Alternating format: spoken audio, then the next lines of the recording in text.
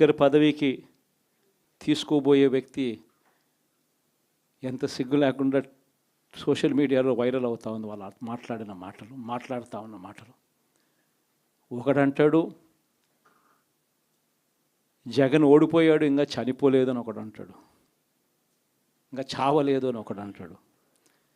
ఇంకొకడు అంటాడు చచ్చేదాకా కొట్టాలి అని ఇంకొకడు అంటాడు.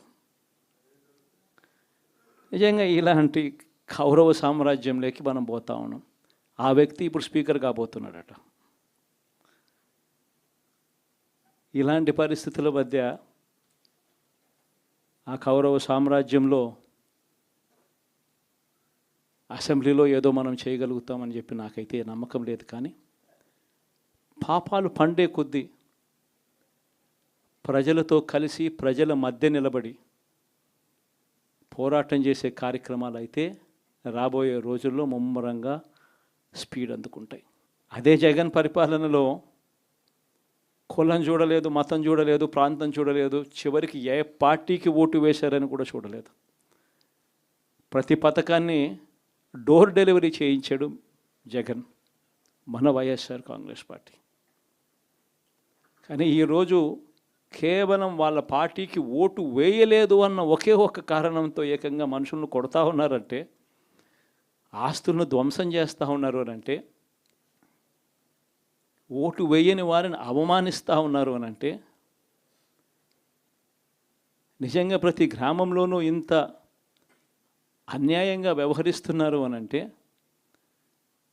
శిశుపాలని పాపాలు పండడం చాలా వేగంగా పడతా ఉన్నాయి. పాపాలు పడ్డే కార్యక్రమాలు ఎప్పుడు చూడల. మన పరిపాలనలో, మీ జగన్ పరిపాలనలో ఏకంగా మేనిఫెస్టో అన్నది ప్రతి గవర్నమెంట్ అధికారి ఆఫీస్లో కనిపించేది.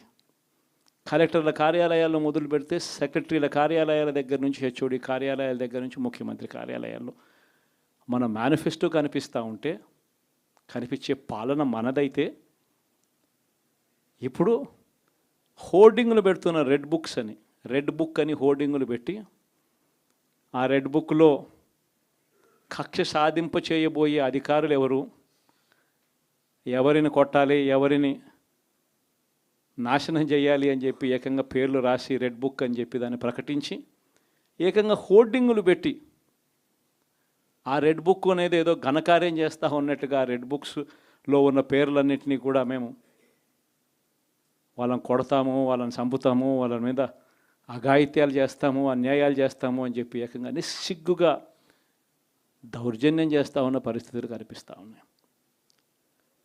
శిశుపాలని పాపాలు వేగంగా పడుతూ ఉన్నాయి. మొట్టమొదటిసారిగా